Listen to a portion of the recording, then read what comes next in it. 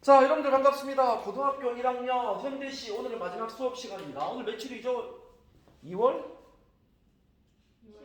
11일입니다. 2월 11일 고등학교 1학년 시인데, 자, 배를 매며라는 장성남 시의 시입니다. 이 장성남 시인은 배를 매며도 있고 배를 밀며도 있어. 배를 매며, 배를 밀며가 고등학교 2학년 모의고사 한 3번 정도 출제가 됐어요. 자, 물론 수능이 출제된 건 아니지만, 근데 이 작품은 고등학교 2학년 교과서에 실려있는 작품입니다. 그래서 제가 이 내용을 보는데 그 중에서 특히 배를 매며가 밀며보다 조금 더 유명해서 배를 매며 정도로 할게요. 근데 쭉 읽어보세요. 제가 항상 시를 할 때 너무 그렇게 막 분석하는 걸 하지 말라 그랬어. 그냥 긍정이냐 부정이냐 그리고 그 화자의 감정은 어떠하냐 이 위주로 공부하라고 그랬어. 근데 요 시는 조금 보자. 아무 소리도 없이 말도 없이 등 뒤로 털썩 밧줄이 날아와 나는 뛰어가 밧줄을 잡아다 배를 맨다. 아, 배를 맸어. 근데 갑자기 뭔가 털썩 밧줄이 온 거야. 그래서 그 밧줄을 잡아서 배를 항구에다 냈다는 거죠. 아주 천천히 그리고 조용히 배는 멀리서 닿는다. 그러면 여기까지 읽으면 그냥 배를 낸다는 내용밖에 없잖아. 그럼 이건 뭔가 이 배를 낸다는 게 무슨 상징적 의미가 있을까 고민해봐야 되겠죠. 근데 이연을 보니까 사랑이란 말이 있다는 거죠. 아, 그러면 이 배를 맨다는 건 뭔가 사랑과 관계가 되겠구나라고 생각해야죠. 그러면 자, 생각해보자. 그 배를 맨다는 건 사랑으로 표현하면 뭐가 되겠니? 서로 사랑이 연결되는 거죠. 그죠? 자, 그러면 사랑이 연결된다는 걸로 하면 되겠네. 그리고 그러면 여기서 나오는 보세요. 아무 소리 없이 말도 없이. 이거 뭐로 해석되겠니?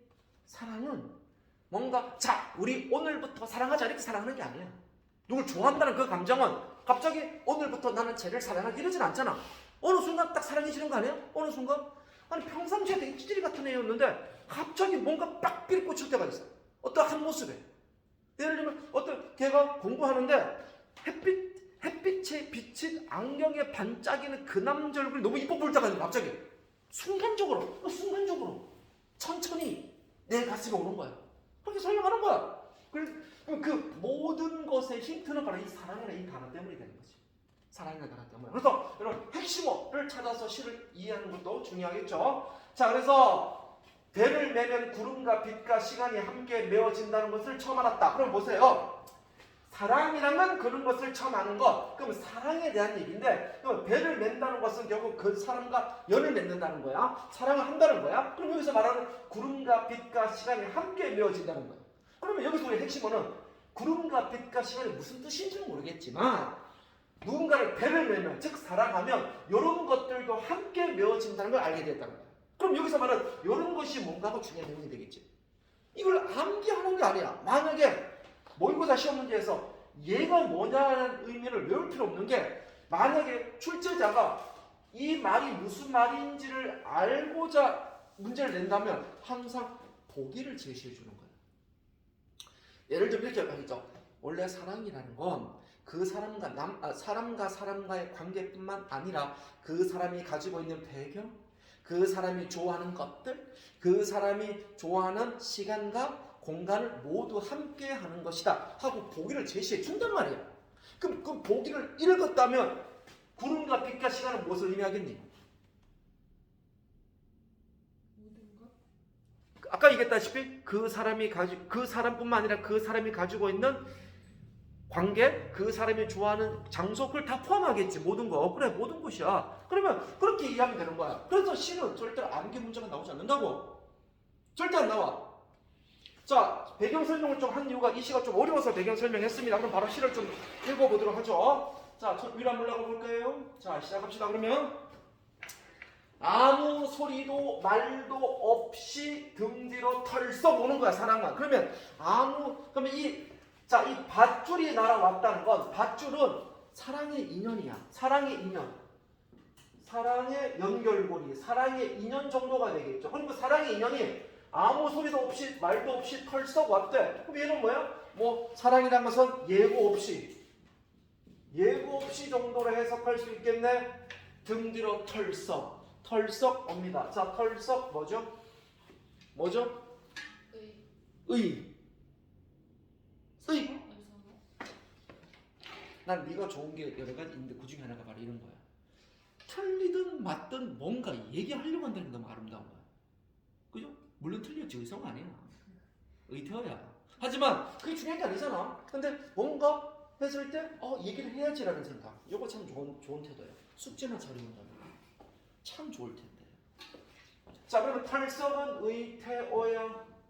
내가 전에도 말씀드렸죠. 이제 모의고사에서는요. 근데 학교 내신은요. 의성어, 의태어를 꼭 구분해서 문제를 내긴 해요. 학교 내신 스타일이야. 근데 모의고사는 그렇게 내진 않아. 왜냐하면 모의고사나 대학 수능시험에서는요.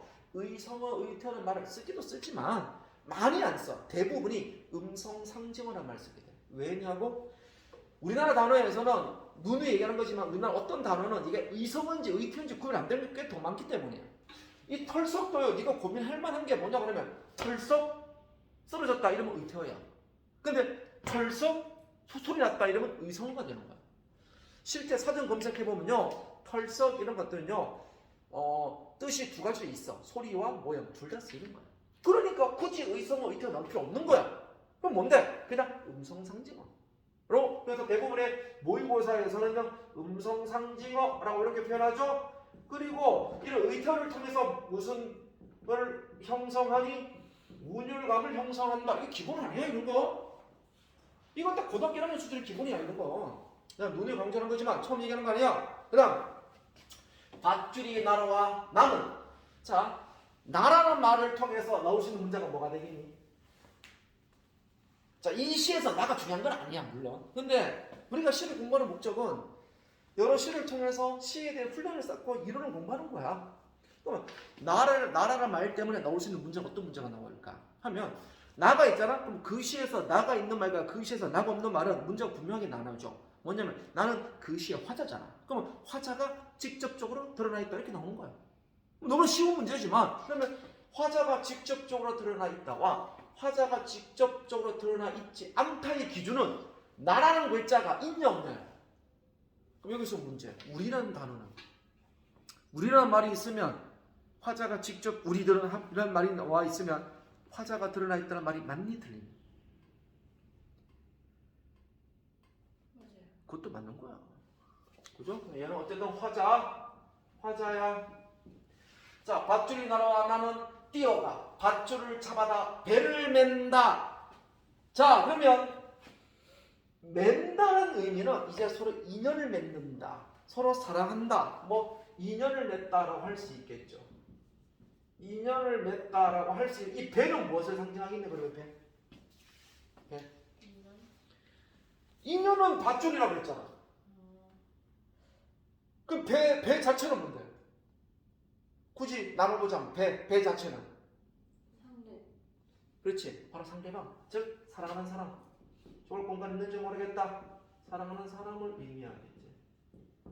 자, 배를 맨다. 아주 천천히 그리고 조용히 배는 멀리서부터 닿는다. 즉 사랑은 천천히 오는 거야. 사랑은 천천히 오는 거야. 자, 그 다음 이어 넘어갈게요. 넘어갑니다. 그러면 질문할게요. 서진아, 배가 상대방이라고 그랬잖아. 네가 그지? 그러면 배를 상대방으로 표현했다. 비유한 거니 상징한 거니? 상징. 비유와 상징의 차이를 설명해주면 얘가 왜 상징법이지? 왜 비유와 상징의 차이는? 저는 원관념이 안 나왔죠. 그렇지. 알겠니? 무슨 말인지? 많이 알겠니? 그지? 알겠니? 자, 그래. 내가 지수가 좀 고기를 갸우뚱했어. 고기를 갸우뚱했어. 설명할게. 배라는 게 아까 내가 상대방이라고 그랬잖아. 이 상대방이 원관념이야. 또 원관념 상대방이 이 시 전체 어딘가 있니? 그 남자란 말이 있어? 상대방이란 없지? 만약에 있다면 얘는 비유법이야. 근데 상대방이란 말이 이 시에서 없잖아. 그 네가 추측해야 돼. 이렇게 원관념이 없는 걸 상징법이라고 그래. 상징이야. 비유는 은유법과 직유법과 의유법과 하류법 등등 다양한 종류가 있겠지만 기본적으로 비유는 이 배가 만약 비유했다고 한다면 배 앞에 또는 배 뒤에 오는 시 구석탱이에 그 사람이란 말이 나와줘야 돼. 그러면 그 사람이 배라는 걸 알 수 있게끔 힌트를 줘야 돼. 우리 그걸 비유라고 그래. 근데 얘는 배가 누군지 우리가 그냥 추측만 해요. 추측. 이 사랑이라는 단어 때문에 아마 배는 아마 그 사람이겠지 추측하잖아. 원관념이 이 시에 없잖아. 원관념이 이 시에 우리 없으면 상징법이라 한다는 거야. 그래서 이 시는 상징을 통해서 주제를 형상화하고 있다. 이렇게 멘트가 나오는 거야. 시험 문제에서. 알겠니? 그럼 이거 이따가 따로 정리하도록 하고 어쨌든 비교와 상징이란 말을 했습니다. 설명했습니다. 아 여기 나오잖아. 봐. 여기 상징적. 봐봐. 이렇게 문제 나온다고 이번처럼. 너무나 많지. 그래서 내가 상징과 비유를 묻는 이유는 이런 멘트들이 시험 문제 많이 나오는 거야. 이거 실제 시험 나왔던 멘트를 정리한 거야. 쌤 수업의 목적은 시를 읽어내는 것도 중요하겠지만 시를 통해서 기초적인 이론을 다 공부하는 게 이번 겨울방학의 목표라고. 알죠?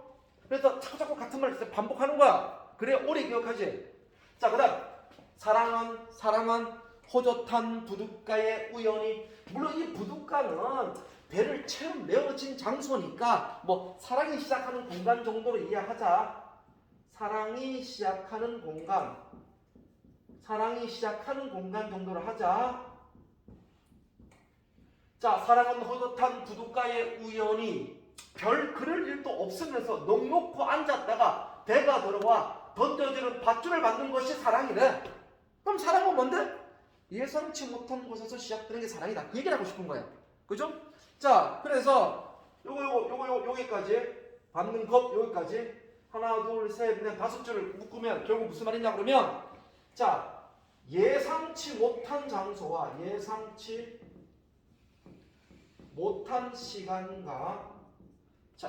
못한 시간과 장소에서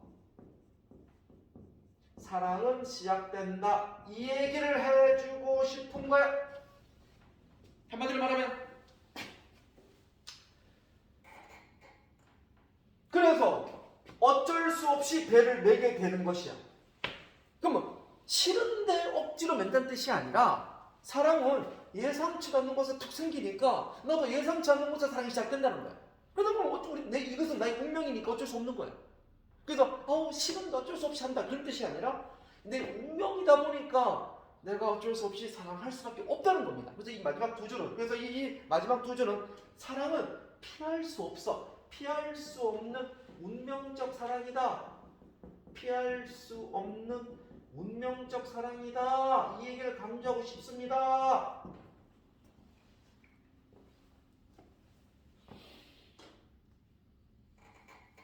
자, 그 다음 볼게요. 잔잔한 바다 물 위에 시간과 함께 떠있는 배. 자, 이제 이 시가 좀 어려워지는 게 뭐냐 그러면 자, 우선 잔잔한 바닷물 위에 구름과 빛과 시간 이게 뭘 의미하냐는 거예요. 아까 내가 분명히 짧게 설명했었지만 구름과 빛과 시간이 함께 떠있는 배야. 배는 물론 그 사람이죠. 상대방이죠. 근데 상대방이 구름과 빛과 시간과 함께 있는 게 사랑이에요. 그러면 우리가 사랑은 그 사람만 사랑하는 게 아니야. 그 사람만 사랑하는 게 아니라 너무 사랑하는 관계가 있으면요. 나는 저 남자가 좋아. 나는 저 여자가 좋아. 인물과 인물.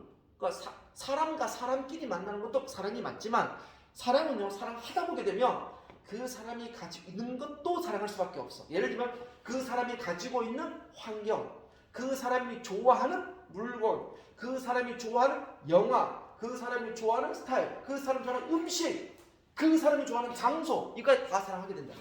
그러면 구름과 빛과 시간이라는 것은 바로 배. 이 배죠. 배라는 것은 아까도 말씀드렸다시피 사랑하는 사람이죠. 사랑하는 사람이죠. 자, 배를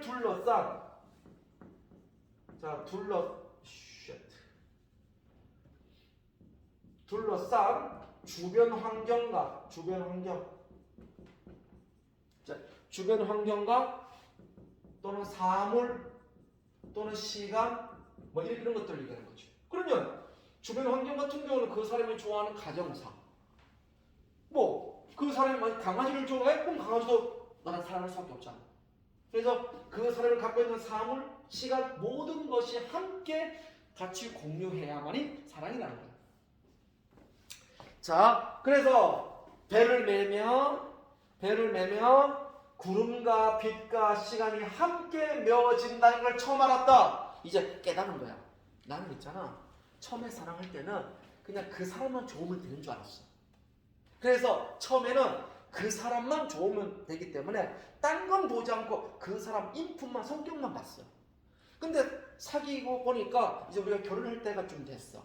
근데 알고 보니까 그 사람이 집안이 형편이 어렵거나, 또는 시어머니 될 사람, 또는 시아버지 될 사람이 너무 괴팍하거나, 또는 내가 싫어하는 강아지를 키운다거나, 뭐 이런 안 좋은 게 막 눈에 보이기 시작하는 거야.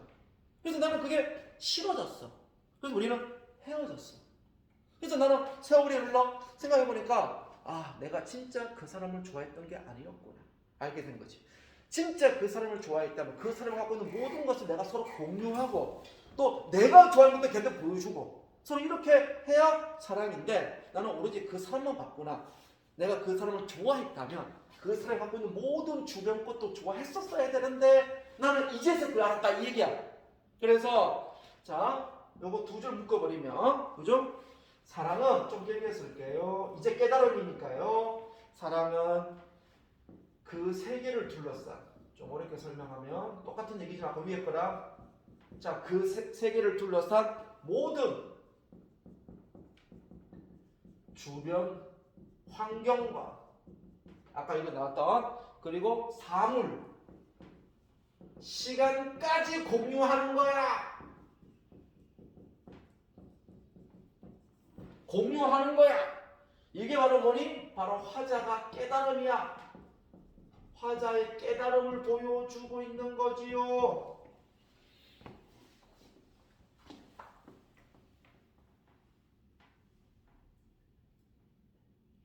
그래서 사랑이란 그런 것을 처음 아는 것이 하고 이제 자신이 깨달은 거지. 자, 한번 질문해보자. 뭘 보고 깨달았니?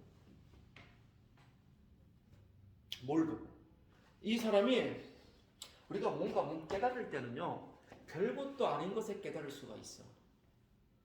내가 길을 가다가 내가 아둥바둥 살려고 하는 저 개미의 모습을 보고 내가 삶의 소중함을 깨달을 수 있는 것이고, 내가 길을 가다가 자그마한 빛방울 하나를 통해서 자연에 대한 소중함을 깨달을 수 있는 거고, 깨달음은 있잖아, 뭔가 거창한 데서 깨닫는 게 아니야. 사람은 뭔가 작은 거 하나에서 깨달을 수 있다는 거야. 그죠? 그래서 깨달음은 갑자기 생기는 거야. 그런데 얘도 부둣가에 어떤 아저씨가 배를 탁 메는 것 보고, 야, 거기서 그냥 어떤 거 뭔가 영감이 온 거지. 사람은 혹시 저런 게 아닐까? 하고 깨달아서 쓴 거야. 그럼 자, 질문해 볼게. 자, 이 시는 유추에 의한 방법으로 주제를 형상화하고 있다 한다면 맞는 말이니 안 맞는 말이니? 자, 틀리다 말다 자신 있게 얘기해 보세요. 이름 얘기하잖아, 이렇게 촬영하니까. 다시 말해주시면 돼요? 자, 이 시는 책 보지 말고 그냥 날 보면서 해. 유추에 의한 방법으로 주제를 형상화시키고 있다 한다면 맞는 말이나 안 맞는 말이냐? 이름을 얘기하잖아, 이렇게 촬영 때문에. 맞는 것 같아? 맞는 것 같아? 고민해볼래? 우선 맞는 것 같아? 유추가 뭔데?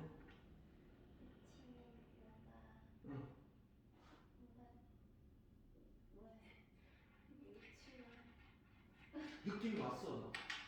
표현만 못할 때 느낌 온 것 같아. 유추가 뭐지? 뭔가를 이용해서 다른 걸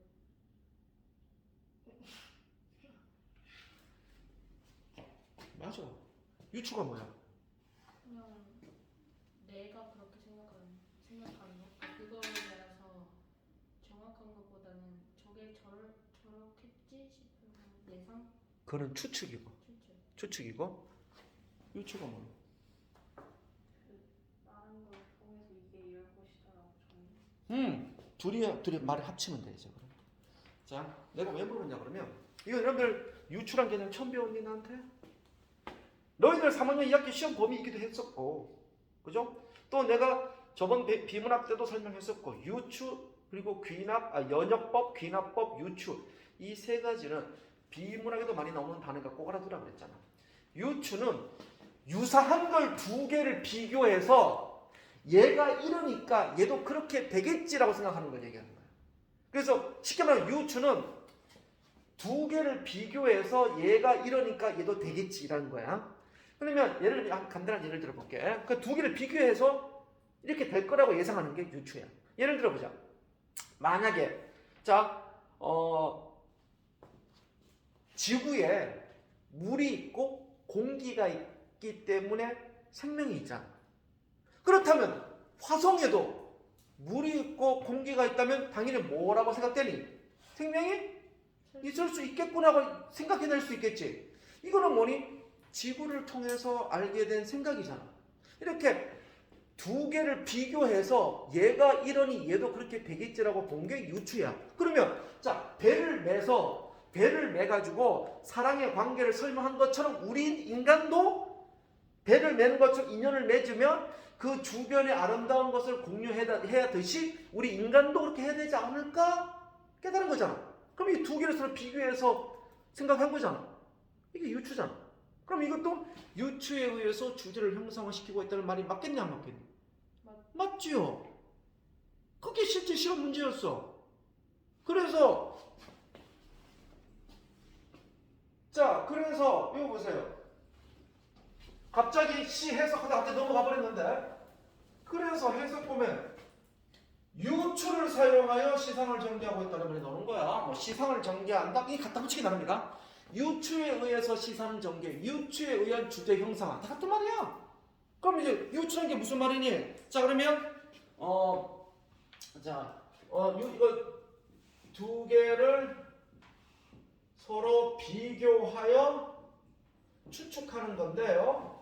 그러니까 배와 그리고 배와 사랑을 그래서 두 개를 서로 비교해 추측하는 거야. 그러니까 배를 매는 행위나 사랑의 행위나 그리고 두 개를 비교해서 사랑은 그렇게 되겠지라고 보는 거.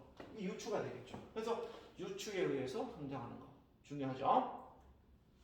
자, 그럼 마지막 문단을 볼까요? 자, 그래서 나는 그걸 깨달았대. 그래서 빛 가운데 별은 울렁이며 온종일 떠 있다. 자, 그래서 그 빛을 쫙 받으면서 말이야 별에게 울렁울렁 계속 아름답게 서 있는 거야. 그러면 이렇게 구름과 빛과 시간을 모두 함께 공유한 사랑이라면 이렇게 아름답게 하루 종일 떠 있다 이 말이에요. 그래서 이 말은 어떤 배가 아름답게 떠 있는 모습인데 이게 뭐가 되겠니? 바로 운명적 사랑의 아름다움이죠. 운명적 사랑의 아름다움을 묘사한 거잖아.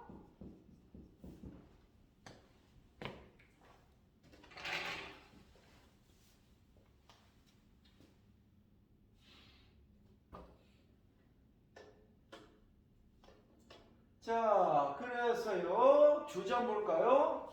주제 사랑이 시작되는 과정 천천히 예고 없이 밧줄 툭 던져놓고 처음 나온다고 그랬잖아. 그리고 그에 대한 깨달음. 사랑은 그 배만 사랑하는 게 아니라 그 배 주변에 있는 시간, 빛, 공간 모든 것을 사랑해야만 사랑이라고 깨달았잖아. 그러니까 배를 매는 행위를 통해서 사랑을 청년했기 때문에 두 개를 비교했네. 유추가 사용되었죠. 그리고 상징적 의미가 사용되었다고 설명했죠. 배를 맨다는 것 자체가 배는 그 사람을 뜻하니까 상징법이죠. 그리고 사랑이라는 감정을 배를 매는 일에 빗대어 표현해주고 있죠. 그러니까 사랑이라는 감정과 배를 매는 걸 서로 두 개를 비교했으니까 유추가 맞는 거죠. 그래서 다 맞는 말이죠. 자, 그래서 이 시는 설명 듣고 나면 별거 아니지만 설명 듣기 전에 좀 어려운 시였어. 그래서 배를 매며 배를 밀며 둘 다 유명한 시입니다. 자, 문제 한번 풀어볼까요? 자, 마지막 문제니까 시간을 3문제 정도가 되죠. 4분 시간 드릴게요. 풀어보세요.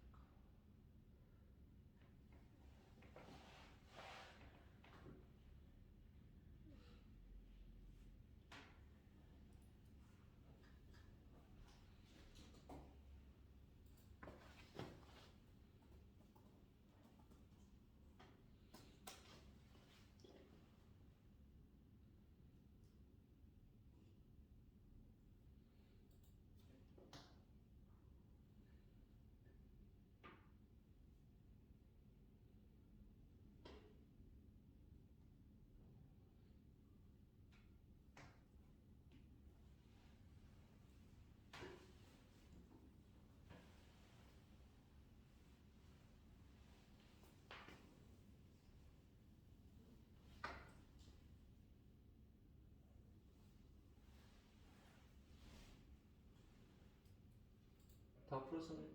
다 풀었네?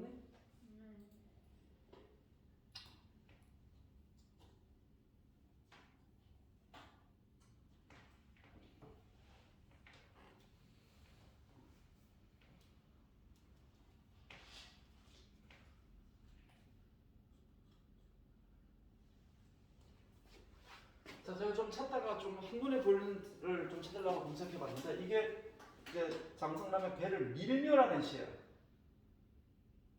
배를 민다, 배를 잃어 보낸 것은 아주 드문 경험. 그럼 배를 매면은 사랑이 시작되는 거라면 배를 미는 것은 뭐가 되겠니? 이별을 의미하는 거야. 그러면 우리가 지금까지 배웠던 시 중에서 이별과 관련된 시 중에서 보게 되면 이별이 항상 나쁜 것만은 아니었잖아. 희번덕거리는 잔잔한 가을 바닷물 위에 배를 밀어 놓고는 온몸이 아주 추락하지 않는 순간에 한 허공에 밀던 힘을 한껏 더해 밀어주고는 아슬아슬히 배에서 떨어진 손, 순간 환해진 손을 허공으로 또 거둔다. 그러니까 배에 님과 이별하는 그때 그 감정을 표현해주고 있고, 사랑은 참 부드럽게 떠나지 배지도 않는 길을 부드럽게 배를 한껏 세게 밀어내듯이 슬픔도 밀어내는 것이니. 그래서 내 모든 슬픔도 같이 가져갔으면 좋겠어 라고 배를 밀었는데, 자, 근데 그게 흉터가 생겼어. 흉터는 뭐니? 아픔이죠. 그런데 자, 시상전은 내 안으로 들어오는 배여. 아무 소리 없이도 다시 배가 내 마음에 들어오고 있어. 그 말은 뭐니? 아직도 여전히 그 사람이 그립다? 이 얘기가 되는 거야. 그래서 이별해서 상처까지 받았지만 왠지 내 슬픔을 모두 잊으려고 밀어보냈어. 내 슬픔도 보냈어. 밀어냈어. 다 잊고 싶어. 그런데 난 못 잊겠어. 아직도 계속 내 마음속에 그 사람 자꾸 들어오는 거야. 그래서 배를 매매와 배를 밀면서 이어지는 시예요. 자, 그래서 짧게 한번 이런 것이 있구나라고 살펴봤습니다. 근데 우리가 배를 매매보다는 밀매보다는 매매가 좀 더 유명해서 같이 봤어요. 자, 풀어보죠. 이 작품에 대한 가장 적절한 설명. 뭐 어렵지 않는 문제입니다. 자, 보세요. 묻고 답하는 방식 아니죠? 과거, 현재 없죠? 공감각적 없죠? 그리고 사랑이 시작되고 끝나는 과정이 어디 있어요? 사랑이 왜 끝나지도 않는데요? 자, 봐. 사색적 깨달음을 담담하게 표현하고 있다. 자, 이런 문제가 우리가 국어를 어렵게 만드는 거야.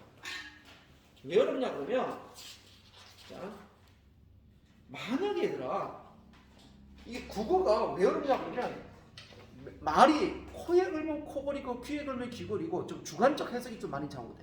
우선 천천히 보자. 여기 깨달음이 있어 없어? 있잖아. 뭘 깨달았니? 사람이라는 건 그 사람의 주변도 같이 사랑한다고 깨달았잖아. 그러니까 그거는 어떤 행동을 통해서 얻은 게 아니라 내 깨달음이니까, 오로지 머리로 깨달으니까 사색적이라는 말과 어울릴 수 있다고 봐. 근데 문제는 뭐냐면 담담하게 얘가 애매하지 않냐는 거지. 아니, 어떻게 해야 담담한 거야?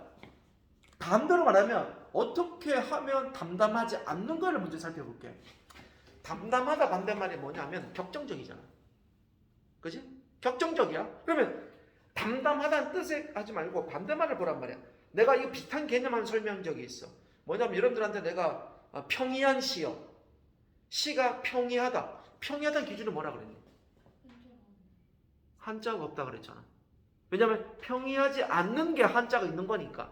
그럼 그것처럼 그 원리로 담담하지 않는 건 격정적이라는 거야. 그럼 우리가 보통 시를 격정적으로 쓸 때 어떻게 쓰게 됩니까? 오, 아하, 이렇게 감탄사가 있는 게 아닐까? 그래, 격정적이잖아. 근데 이 시는 맞아, 사랑은 이런 거야 하고 뭐 이렇게 감탄사가 나와 있는 경우 있니? 없지.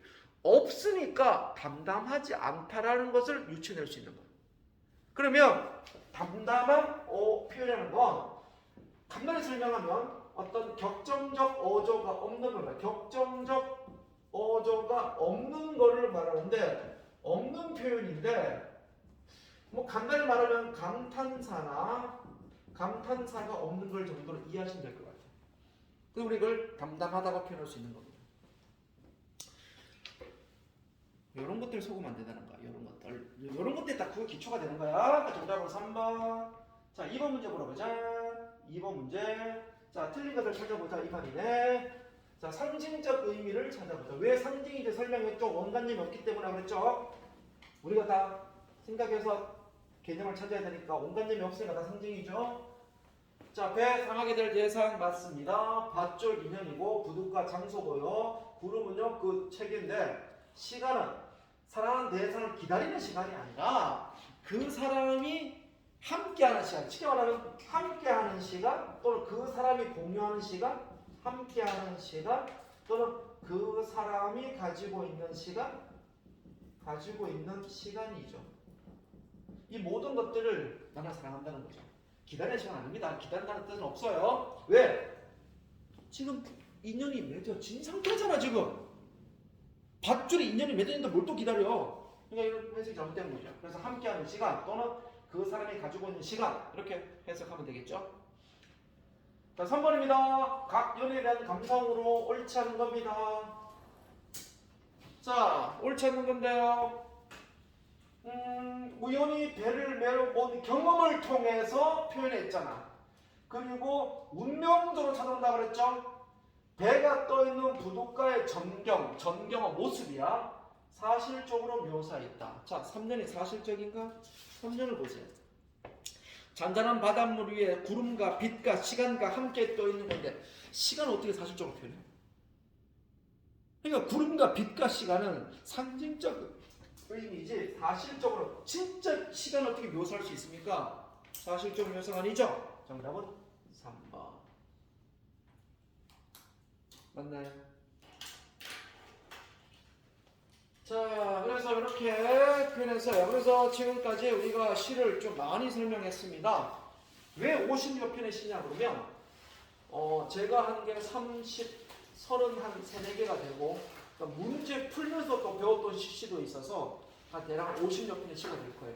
이 정도면 고등학교 1학년 수준에서는 어느 정도는 이제 현대시가 대비가 될 거예요. 이 책 절대로 버리지 마세요. 꼭 갖고 계시고요. 자, 다음 주 수업 내용을 설명하세요. 이제 현대시는 끝났으니까 이제 두 번째 목표로 우리가 고전문학 나갈 겁니다. 그래서 다음 주에는 자, 새 책을 줄 테니까 그 새 책을 통해서 이제 고전문학 중요한 고등학교 1학년 학생들이 꼭 알아야 될 고전문학을 작품으로 공부를 하도록 할게요. 자, 수업은 여기까지, 이번 시간은 여기까지 하고 10분간 쉬도록 하겠습니다.